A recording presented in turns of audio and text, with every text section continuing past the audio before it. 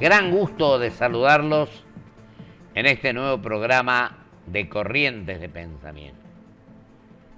Y manifiesto con tranquilidad espiritual, con plena convicción, que hoy tenemos el honor y el gusto de que esté con nosotros el doctor Oscar Oslak, que indudablemente tiene una larga vida al servicio de las instituciones de la República, de enseñar como profesor, de que la juventud escuche conceptos de gran profundidad y que tiene una larga actuación al servicio de las políticas públicas, de las políticas de Estado, etc. El doctor Oscar Oslak es licenciado en políticas públicas, en ciencias políticas en la Universidad de California, Berkeley, es doctor en ciencias económicas. Bueno, y le voy a dejar a él que diga más porque si no yo voy a hablar todo el programa. Así que, doctor, en primer lugar, le agradezco profundamente su presencia hoy en nuestro programa. Y sé además que colaboró con don Raúl Alfonsín durante todo su gobierno, del 83 al 89, ¿no? Yo lo dejo que usted se exprese con total tranquilidad con respecto a su larga trayectoria al servicio del país. Muchísimas gracias, doctor. Bueno, muy brevemente, porque no voy a usar el tiempo en presentarme. Simplemente... Con Harvard también. Bueno, soy egresado, soy originalmente contador público, licenciado en Economía y doctor en Ciencia Económica en la UBA, la Universidad de Buenos Aires, claro. Después... Ciencia Política allá en California. Claro, antes de eso obtuve una especialización en la Universidad de Harvard, en la Escuela de Derecho de Harvard, en Política y Administración Tributaria. Pensé que toda mi vida me iba a dedicar a eso. Fui profesor de impuestos allí por comienzo de los años 60. y no, bueno, finalmente volví a la Universidad a Estados Unidos, en este caso a la Universidad de California. Ahí tuve un máster en Administración Pública y un PhD, un doctorado en Ciencia Política. Así doctor querido, y en la época de don Raúl usted fue subsecretario. Así es, fui subsecretario. Y asesor de él después. Fui subsecretario de Reforma Administrativa. Dentro de la Secretaría de la Función Pública que dirigía en aquel entonces Jorge Roulet. Claro, el esposo de Elba. El esposo de Elba, efectivamente. Y renuncié antes de cumplir los 2 años y don Raúl me pidió que siguiera como asesor de él, cosa que hice ad honorem. Lo acompañé hasta el final del mandato, hasta que tuvo que irse. Una gran persona y un gran presidente. Efectivamente. Pero bueno, además de la función pública, he trabajado mucho en investigación y en docencia, todavía hago docencia. He visto su larguísimo currículum. Doctor, y hoy usted elige el tema del cual quiere hablar primero, al comienzo, después iremos cambiando ideas. A lo largo de los años, prácticamente desde que terminé mi formación en Estados Unidos, me dediqué al estudio del Estado, ¿no? Y tal vez uno de los trabajos... Fundamental, el gasto público, claro, el rol del Estado, todas estas cosas. Sería muy importante que le dijera a la gente esto. Escribí un artículo en La Nación hace poco. Yo estoy escribiendo cada mes y medio en La Nación. Cada mes y medio en La Nación. Más o menos, aproximadamente, sí. Desde que, bueno, desde hace 2 años lo hago con cierta continuidad, ¿no? Y generalmente temas vinculados con el Estado y la sociedad, y la relación Estado-sociedad, ¿no?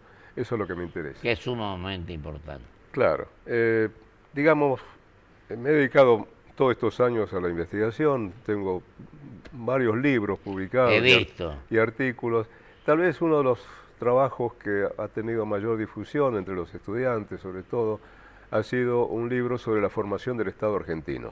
Bueno, ahí le puedo hacer una preguntita. Claro, por supuesto. ¿Cómo ve la formación de los jóvenes alumnos? Ah, pero me va a hacer saltar de tema. No, ahí nomás le pregunto, ¿los chicos están preocupados por esto? Ah, la formación sí. En los temas que yo trabajo. Claro, en lo que usted tiene alumnos y cómo los ve, preocupados, interesados.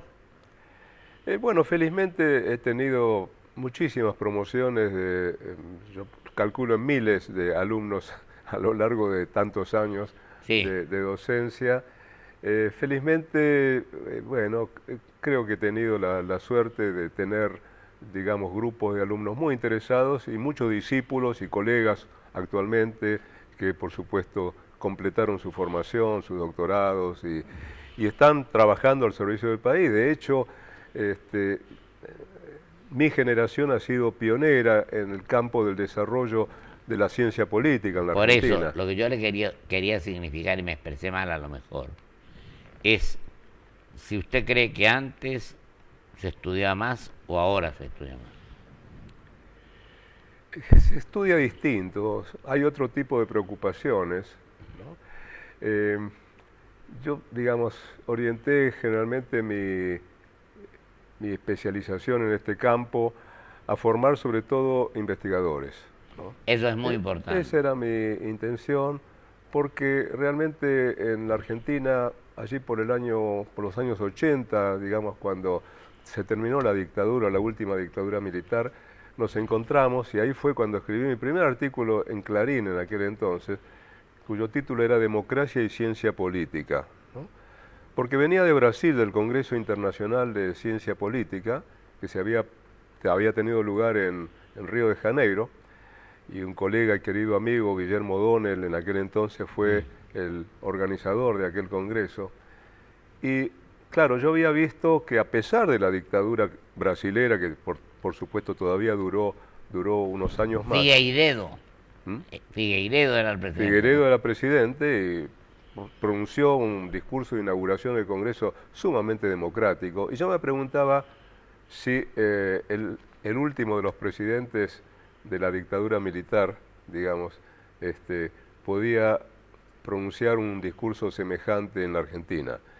Pero la intención era saber si era posible, es decir, quién iba a ser el interlocutor de ese discurso. No había una comunidad académica en la Argentina interesada en los temas de la ciencia política. La Universidad de Buenos Aires no tenía una carrera de ciencia política. Una carrera. Esa carrera la creamos un grupo de politólogos de la primera hora recién en el año 84. ¿No? Dígase, doctor querido, lo interrumpo allí. Sí, claro. Que el mismo Sarney, que después se hace tan amigo de don Raúl, así es, era un hombre que estuvo en el proceso militar de Brasil. Sí, por supuesto. Yo más que dictadura le digo proceso militar. Por supuesto. Pero, digamos, no había Cuando muere Tancredo, asume él. Nosotros fuimos, nos pidió, don Raúl, lo acompañamos a don Raúl, que nos invitó, Barrio Arrechea, gobernador de Misiones, y yo. Claro, me acuerdo. Lo dejo que usted se explaye con tranquilidad, no interrumpo, no quiero interrumpir. No, está bien. No, simplemente que hubo que crear, digamos, las instituciones, ¿no? De una disciplina que estaba recién en ciernes, que se estaba formando. Comenzando a conformar. En el año 85, en el 84 y el 85 organicé 2 conferencias con todas las universidades nacionales, 12 en un año y otras 12 en aquel entonces. En el 84 y el 85. Correcto. Y ahí... ¿Eran 24? Eran 24 en ese momento y discutimos la formación en administración pública.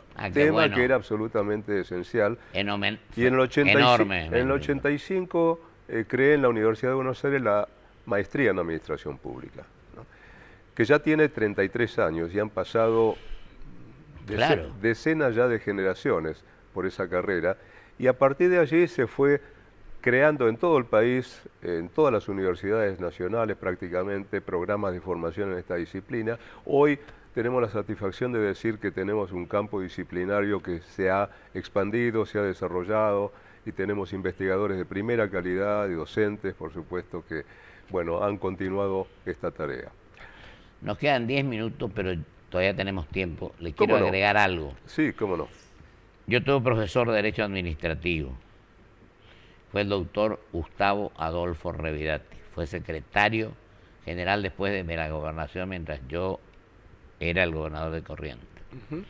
Y él hizo estabilidad, porque tiene que ver con lo suyo, estatuto y escuela de administración pública. Y lamentablemente después hubo una intervención que dejó sin efecto la escuela de administración pública. Y yo le pregunto a usted, eso no fue un hecho erróneo total. Absolutamente. Fue el doctor Mestre, que era una buena persona, amiga mía, pero la verdad es que me produjo un daño enorme. Porque usted jerarquiza a la gente que trabaja, ¿no? Seguro. Bueno, casualmente... Yo lo dejo, doctor, porque quería aclararle eso. Casualmente mañana viajo a Santiago del Estero para inaugurar el Instituto Provincial de Administración Pública. Qué bueno. Felizmente hay institutos provinciales prácticamente en todo el país en este momento. No, simplemente algunas cosas en relación con el tema del Estado. Yo lo dejo que usted hable del rol del Estado, lo que usted quiera. ¿Cómo no? Libertad total, doctor. Bueno, de acuerdo. Tenemos un Estado grande, un Estado pequeño. Y el gasto público también. Bueno, hablar del Estado es hablar también del tamaño del Estado. Hablar del tamaño del Estado es hablar del gasto público. Totalmente. Tenemos un Estado grande, un Estado chico. Hay quejas de que tenemos un Estado sobreexpandido, elefantiásico. Yo creo que sí, en este momento. Claro. Hay un partido alemán, un partido de derecha, que ha dicho en su momento que hace falta tanto más Estado como sea necesario y tanto menos Estado como sea posible. Y es una fórmula extraña, ¿no? Porque en realidad nos deja en una absoluta indeterminación. ¿Qué es tanto más Estado como sea necesario y tanto menos Estado como sea posible? Todo depende de qué es lo que devuelve el Estado a la sociedad, ¿no? Claro, ¿qué hace por la sociedad? Si imaginamos que el Estado fuera... Que sea eficiente, ¿no? Imaginemos que el Estado fuera una gran máquina expendedora, como la que uno pone una moneda y sale una botella, ¿no? Ponemos nuestros impuestos en la máquina, ¿no? Y nos sale bienes, servicios, regulaciones, que son las cosas que el Estado entrega a la ciudadanía. Ahora, ¿cuánto tiene que intervenir, ¿no? Y hemos tenido a lo largo de la historia, por supuesto, estados intervencionistas, hemos tenido estados mínimos, inexistentes casi, ¿no? Y a veces cuasi inexistentes. Y es curioso, ¿no? Porque, digamos, el Estado empresario. En la extrema derecha, digamos, el Estado prácticamente desaparece. Y en la extrema izquierda, decía Lenin, que el Estado se extingue en el tránsito del socialismo al comunismo, ¿no? Sí. Parecería que las dos puntas, ¿no? Yo siempre digo ahora, doctor, no sé si a lo mejor usted no lo comparte, que para mí las ideologías prácticamente están perimidas. La ideología es un recurso de poder. Puede ser. De la misma manera como la coerción es un recurso de poder, la información es un recurso de poder, los bienes materiales, el dinero es un recurso de poder, ¿no? Pero todo depende de cómo se utiliza, ¿no? A veces la ideología, en la medida que se pretende captar, ¿verdad?, a personas que piensen, por supuesto, piensen en términos de... Hablábamos antes del comienzo del programa sobre el bien común, el bienestar general. El bienestar general, como dice el preámbulo. Y un Estado que lo usaba don un Estado Raúl, que esté al servicio del bien común, o como se dice, el buen vivir en Ecuador o en Bolivia. Hoy en día se rescata, digamos, la tradición de los pueblos originarios, ¿no? Se habla del buen vivir. En una época se hablaba de la felicidad pública, ¿no? Así es. Pero no existe. Lamentablemente no existe, ¿no? En todo caso... Explíqueselo a los oyentes. Hay gobiernos que se encaminan en esa dirección, ¿verdad? Pero es un imposible. En todo caso, es una meta a la cual habría que encaminarse, ¿no?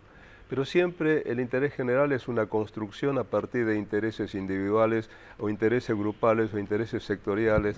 Y lamentablemente, o tal vez lo contrario, ¿no? La política es el espacio donde se dirimen estos distintos intereses, ¿verdad? El asunto es en qué medida el Estado puede compensar las asimetrías de poder que existen en la sociedad. Es cierto. Y en ese sentido, en una sociedad como las que tenemos en todo el mundo, sociedades capitalistas, ¿verdad?, el Estado es un elemento, es un factor, es una instancia fundamental, ¿verdad?, de morigeración de esas asimetrías de poder que existen en la sociedad, que son en principio económicas, ¿no? Pero que se extienden a lo social y a lo económico. Nos quedan 5 minutos, así que tenemos margen, doctor querido. ¿Cómo no? Y usted te lo está explicando muy bien a todos estos temas. Ahora, ¿cómo está viendo ahora, si quiere decir? ¿Cómo está viendo Mire, yo no el gobierno actual de Cambiemos? Yo no soy, digamos, participa el radicalismo, el PRO. Yo no soy un analista de la coyuntura, ¿no? Pero bueno. me gusta verlo en los siguientes términos. Me gusta verlo en términos de, en definitiva, ¿cuál es la agenda del Estado? ¿Y cuál hay un proyecto de país? Nunca hay proyectos acabados, siempre hay intenciones, a veces se llega al gobierno impensadamente, ¿no? Llega un mundo globalizado, competitivo, en el cual hay muchos problemas, porque usted vio que... Pero ¿sabe qué? Hay 3 problemas. A ver. Hay 3 problemas fundamentales. Sí. La agenda del Estado tiene y ha tenido históricamente, prácticamente desde que se crearon o se constituyeron los Estados nacionales, 3 problemas. En el siglo XIX hablábamos del orden y el progreso, ¿no? El orden y el progreso sigue siendo, digamos, un dúo, ¿no?, permanente. En otro momento hablamos de estabilidad y crecimiento, de seguridad y desarrollo, ¿no? Es lo mismo. Hay que ordenar la sociedad en todos los planos, ¿no?, y así fue históricamente, de manera que puedan desarrollarse las fuerzas productivas. Claro. Y eso es el desarrollo.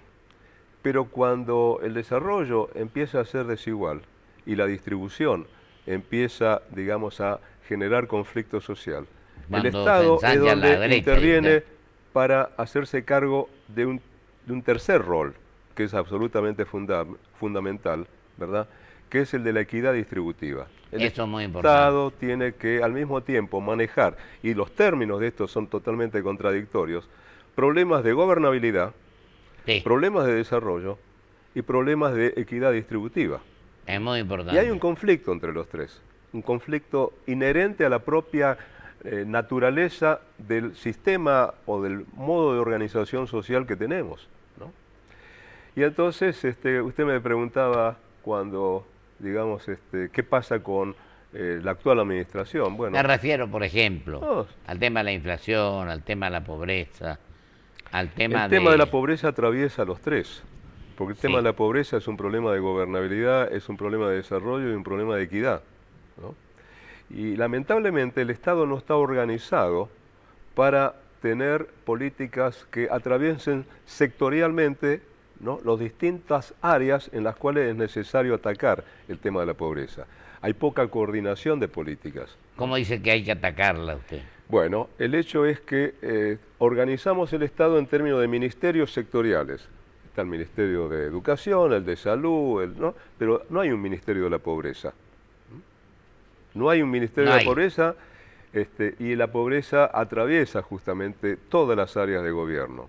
Y lamentablemente, a pesar de que hay esfuerzos, generalmente los mecanismos de coordinación en los gobiernos fallan. Lo he visto en muchos países, lo he visto en prácticamente toda América Latina, he estado trabajando en El Salvador hace unos años atrás, tratando de diseñar mecanismos que permitan coordinar mejor las políticas públicas.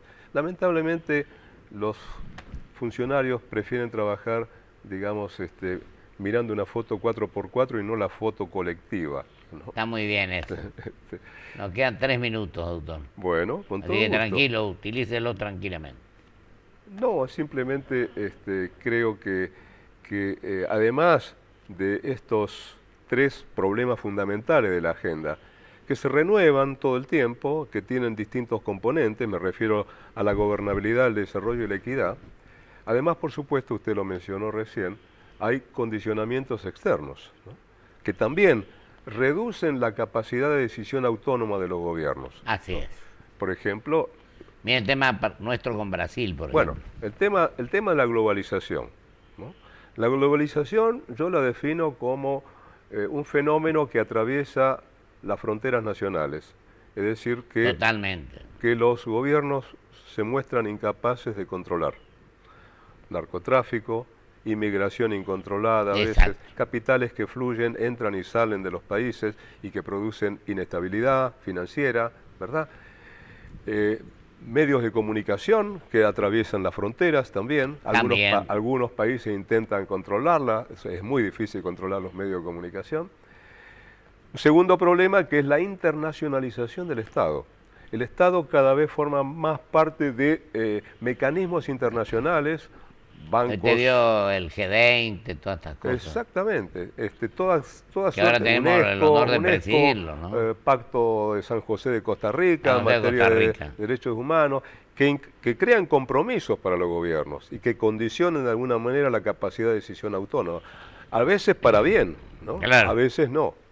Y la tercera es la integración, ¿no? Los procesos de integración regional, sobre todo, sí, con los cuales los países aumentan o tienden a aumentar el comercio intrarregional, por un lado, los intercambios culturales dentro de la región, pero al mismo tiempo crean bloques, ¿no?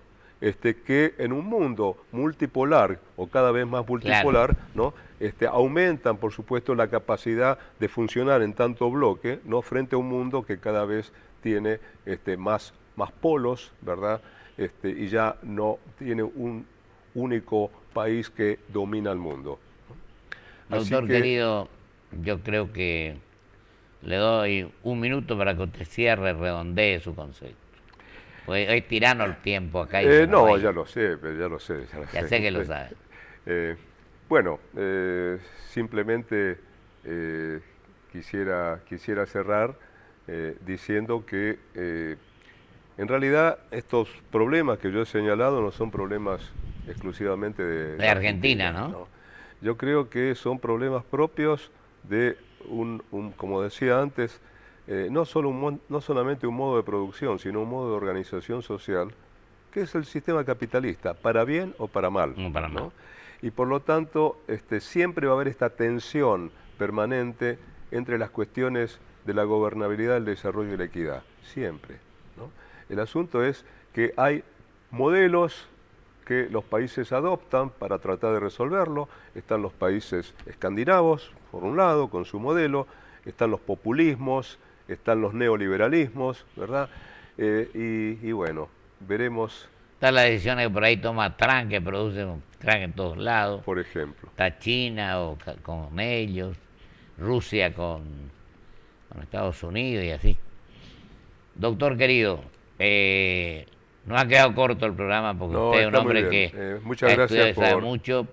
Muchas gracias si lo he por interrumpido, le pido disculpas. Hay muchos temas más que aclarar, pero vamos a ir haciéndolo. Será en otra oportunidad. Acá o fuera de acá, en beneficio del país. Muy bien, muchísimas gracias. Le agradezco mucho. No, al contrario. Muy amable. Bueno. Vamos a un corte y voy con mis conclusiones.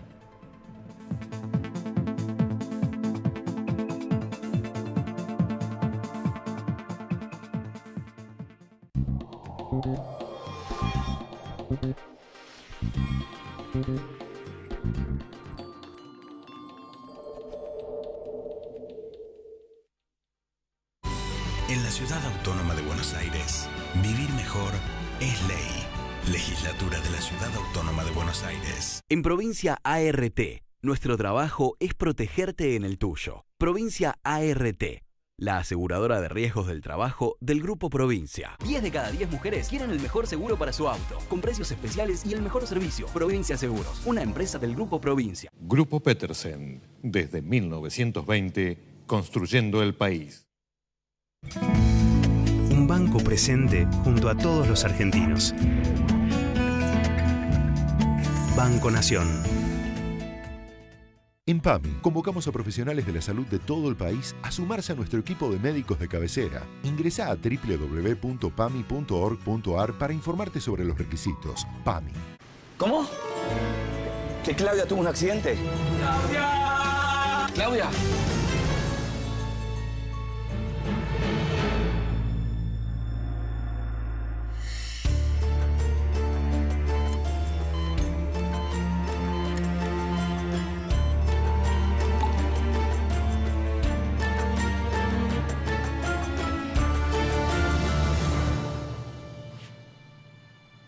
¿Qué pasó?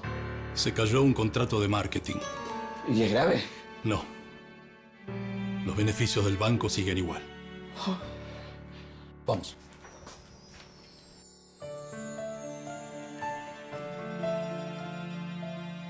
¿Vamos?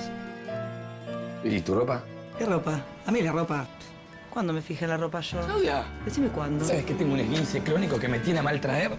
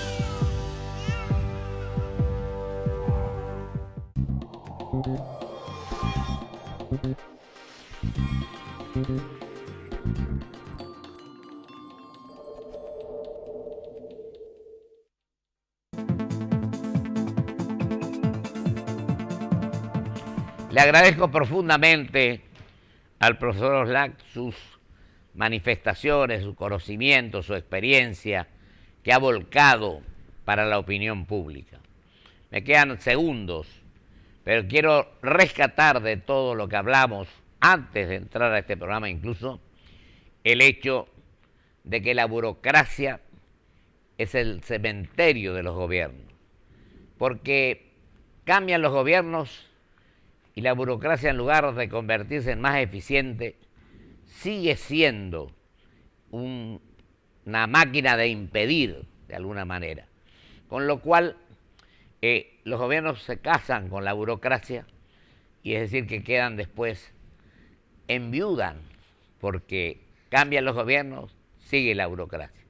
Que nuestra obligación, se habló del rol del Estado, etcétera, es que tengamos eficiencia en la función que cumple el Estado.